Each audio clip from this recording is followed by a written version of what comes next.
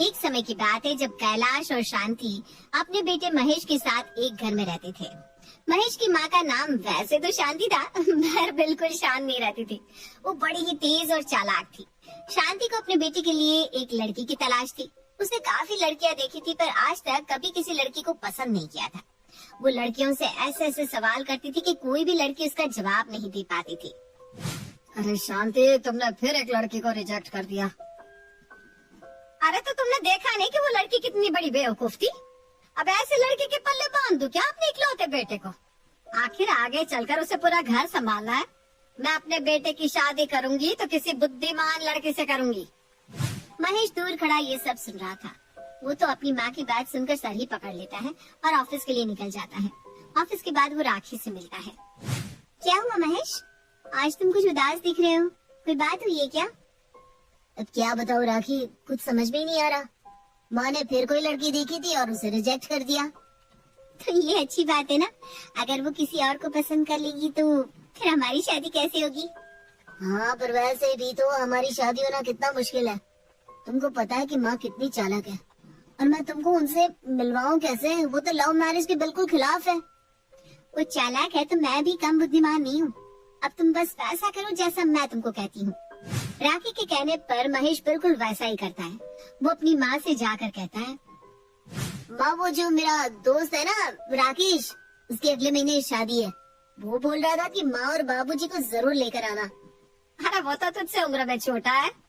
करती होगी उसके माँ बाप ने ऐसे ही किसी भी लड़के से उसकी शादी पक्की। मैं थोड़ी ना ऐसे करूंगी। वक्त लग जाए पर लड़की ढूंढूंगी तो सबसे बुद्धिमान। अरे माँ, उसकी माँ तो आपसे भी ज्यादा तेज है। उन्होंने तो अखबार में इश्तिहार निकलवा दिया था राकेश की शादी के लिए।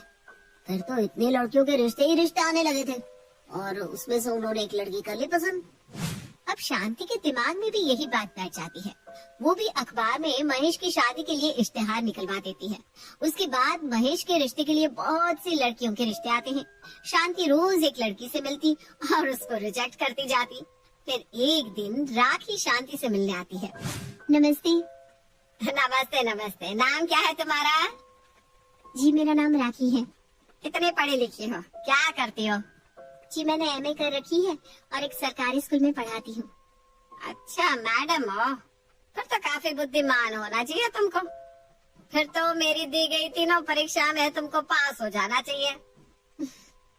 जी, बुद्धि तो इंसान के तजुर्बे से बढ़ती है। जो समझदारी बड़ों में है वो हम बच्चों में कभी नहीं हो सकती। पर हाँ, मैं कोशिश करूंगी कि आपको निराश ना करूं।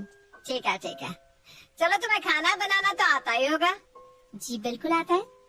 तो फिर पहली परीक्षा तुम्हारी यही है, रसोई में जाकर कुछ बढ़िया सा खाना बनाओ। यही है, रसोई में जाकर कुछ बढ़िया सा खाना बनाओ। जी। राखी रसोई में जाती है और आलू मटर की सब्जी बना देती है और शांति के पास आकर कहती है, जी, मैंने आलू मटर की सब्जी और रोटी बना दी है। ठीक है, तो यही रुक, मैं देख कर आती हूँ। शांति रसोई में जाती है और सब्जी चख कर देखती है। सब्जी तो बड़ी ही स्वाद होती है, पर शांति को तो राखी की बुद्धि देखनी थी।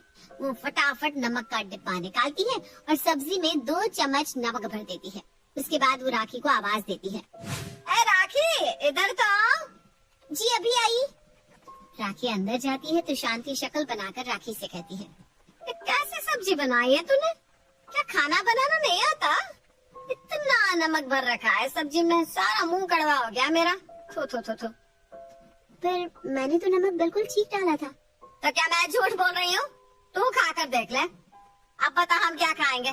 तेरे पास बस 15 मिनट है। 15 मिनट में तू खाना टेबल पर लगा देना।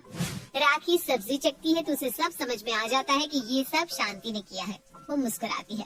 उसके बाद वो आटा लेती है और छोटी छोटी गोली बनाकर सब्जी में डालकर थोड़ी देर गैस चालू कर देती है। उसके बाद वो सबके लिए बाहर खाना लेकर आती है। ये लीजिए गर्मा गर्म खाना। अरे तो बड़ी जल्दी खाना ले आई। देखती हूँ आप क्या लेकर आई है। शांति सबको खाना परोसती है। सब लोग एक एक करके खाना खाते हैं और शांति उनकी शक्ल देख रही होती है। सबके चेहरे पर मुस्कुराहट थी और सब खाने की तारीफ कर रहे थे।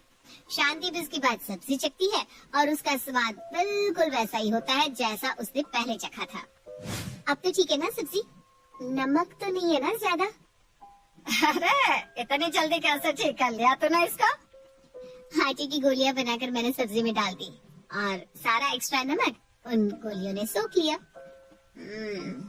ये तो बस पहली परीक्षा थी, अभी 2 और बाकी है। अब अगले दिन राखी की दूसरी परीक्षा होती है। राखी को अपने ऊपर पूरा भरोसा होता है, पर शांति के पास मुश्किल से मुश्किल परीक्षा तैयार थी। तो तैयार हो दूसरी परीक्षा के लिए? जी बिल्कुल। जा, ये ले महेश की शर्ट, इसे जाकर इस्त्री कर दे। आज उसके दोस्त राकेश की शादी है ना, उसे इसी शर्ट को शादी में पहन कर जाना है। जी माँ जी, पर मेरी दूसरी परीक्षा? अरे यही तो है तेरी दूसरी परीक्षा। राखी को बड़ा अजीब लगता है कि उसे तो आज इतनी आसान परीक्षा दे दी है। वो शर्ट लेकर जाती है और इस्त्री करने लगती है। तभी वो देखती है कि शर्ट में हल्दी का बहुत बड़ा दाग है। हे भगवान, इसमें तो इतना बड़ा हल्दी का दाग है। वो शर्ट लेकर शांति के पास जाती है। देखिए ना, इसमें तो इतना बड़ा हल्दी का दाग है। यही तो है तेरी परीक्षा। तुझे क्या लगा तेरी परीक्षा इतनी आसान होगी? ओह, समझ गई।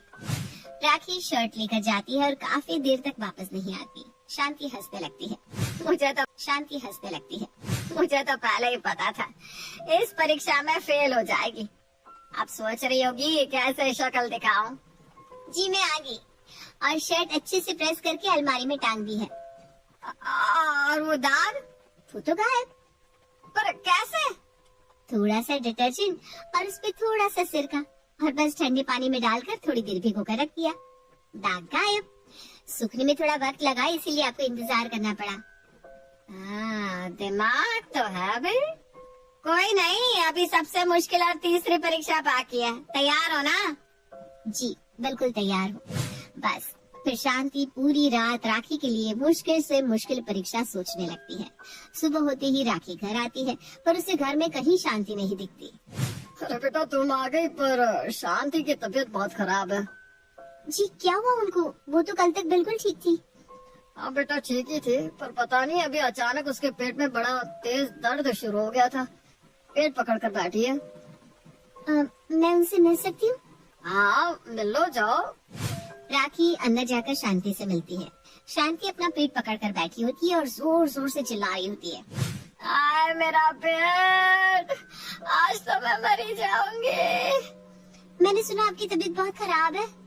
तो तुझे क्या हंसते हुए दिख रही हो? देख नहीं रहा मेरे पेट में कितना दर्द है? तू तो बड़ी बुद्धिमान है ना।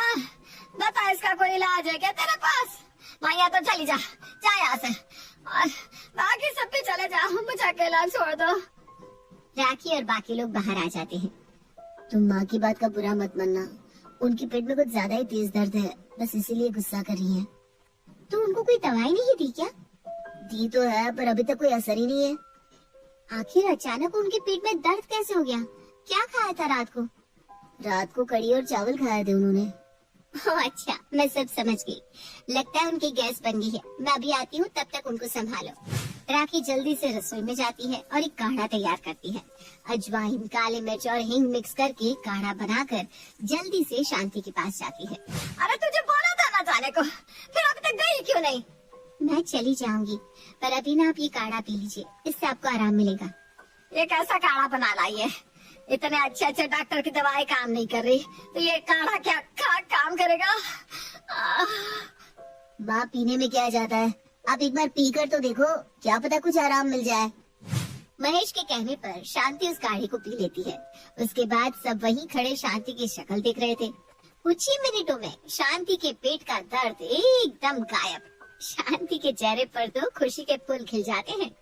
अरे मेरा पेट दर्द तो एकदम छू हो गया। ये तूने कैसे किया बेटा? मैंने तो बस अजवाइन, काली मिर्च और हींग का काढ़ा बनाकर आपको दिया था। कितनी बुद्धिमान है ये लड़की। इससे बुद्धिमान बहू तो मेरे महेश के लिए कोई हो ही नहीं सकती। शांति राखी को गले से लगा लेती है और जल्दी उसकी शादी अपने बेटे महेश से करवा देती है।